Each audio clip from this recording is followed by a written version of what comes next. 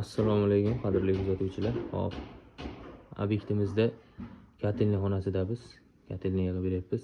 Rakarkalarni taglab qo'yganmiz. Mana traynik deysizlarmi, amerikankami, adapterlar hammasini razmeri bilan taglab chiroyli qilib yig'ib olganmiz. Oldimizda ertaga mabetlarda ishlaganligimizda nimanidir topolmay adashmovchilik bo'lmasligi uchun.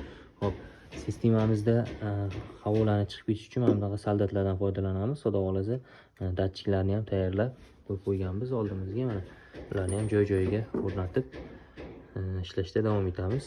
Xudo xolasa kuzatib tursalar ham bitgan variantini qo'yib beramiz.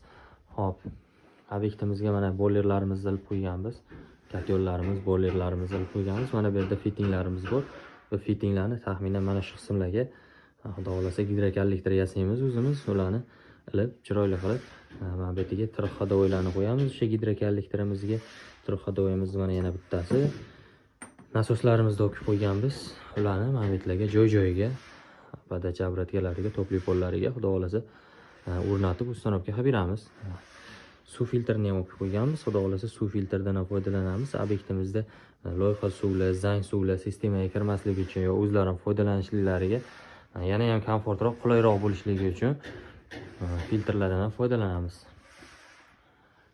Aytib o'tganimizdek, mana xayr katyonlaridan foydalanyapmiz.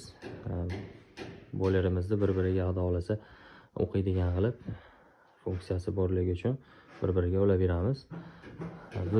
Mana bu katyonimiz mijozimizda oldindan o'zlari ishlatib kelgan katyonlari holati yaxshiligi uchun, ishlab turganligi uchun yonma-yon qilib xudo xolasa kotelniy xonamizga ilib berdik.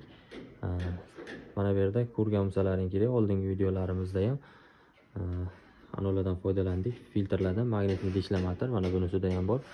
Bu ham o'sha katyonimizni umrini uzoq qilishga harakat qiladi. Vazifasi shu. Buni suv tarkibidagi zang, mayda qolgan temir, mayda qolgan zang burchakchalarini, zarrachalarini o'shalarni o'zida olib qolib, katyonimizga kirmasligiga, общий sistemamizga o'tmasligiga yordam beradi.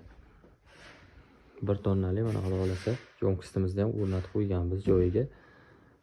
Videoni kuzatishda, kanalni kuzatishda davom etinglar. Xudo xolasa biz shu xonani, shu kotelniy xonani bitgan variantini qo'yib beramiz. Ma'lumot uchun mana buni ham orqasidagi panellarni ham o'zimiz moslab ilib berganmiz. O'rnalarini chiqarib, mana rekalarini erta klientimizga kotelniyda yig'ib bo'lganimizdan keyin malyarchi akalarimiz kelib kotelniyga qanaqadir qismiga zarar yetkazib qo'ymasliklari uchun mana bu yerga o'zimiz panellarni yopishtirib, orqasida chiroyli dekorativniy qilib chiqarib berganmiz. Kimga shunaqa xizmatlar kerak bo'lsa, bemalol murojaat qilaverasizlar.